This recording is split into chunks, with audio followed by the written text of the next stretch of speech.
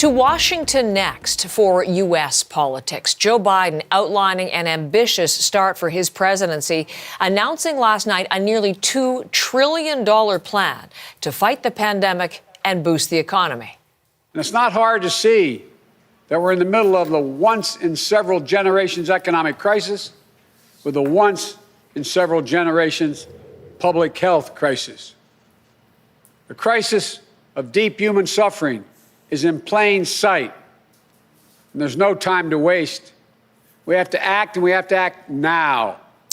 Biden calls the proposal the American Rescue Plan. New data shows how desperately the U.S. needs that rescue. Jobless claims, the highest in months.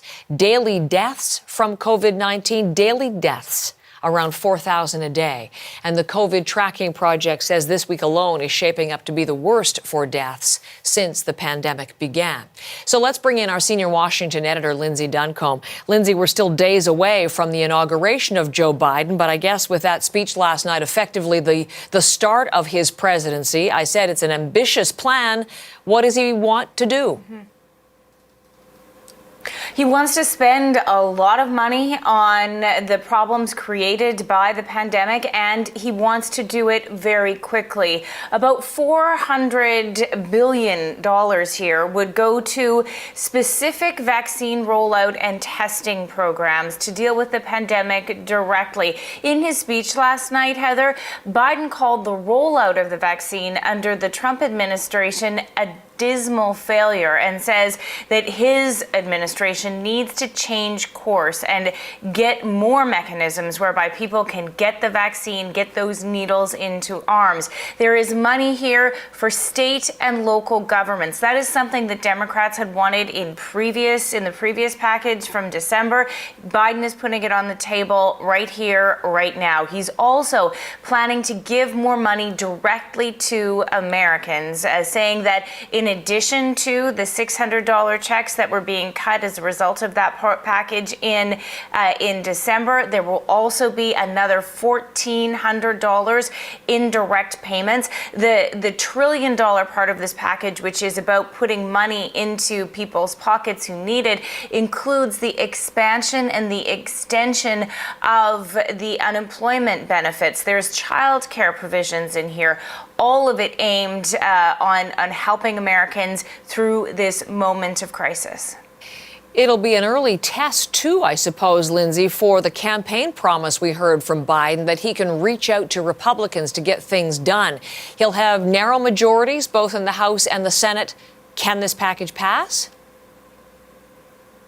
Well, there are logistical issues on top of the perennial issue of trying to get Republicans and Democrats to come to some kind of middle ground. On the logistical front, that's because when Congress comes back, the Senate is going to be tied up with the impeachment trial related to Donald Trump's actions ahead of the mob on the Capitol and the violence there. So to what degree could this even go through the Senate? Can the senators multitask? Will they find a way to schedule that? Big obstacle. Also, consider the climate while that's going on. It's going to be partisan and charged because of those proceedings. Now, there is a majority for the Democrats in the House, but it is slim. There's also the slimmest of majorities in the Senate. In order to pass with just a simple majority, rules would need to be changed. And also, you would need to be able to bring all Democrats on side. This is a lot of spending for a moderate Democrat like Joe Manchin. Still, the message of unity is something that Joe Biden continues to say he plans to bring. Here's more of what he had to say. We didn't get into all this overnight. We won't get out of it overnight. And we can't do it as a separated and divided nation.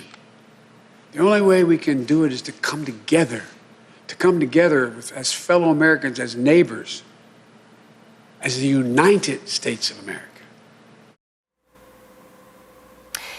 Is there agreement in Washington on all this spending? Well, take a listen to this Florida congressman, a House member, to see what he thinks about spending that much money. This is a bailout package for blue states with their bad policies, for their lockdown policies. AOC and now Joe Biden are going to the big piggy bank in the sky that prints nonstop money.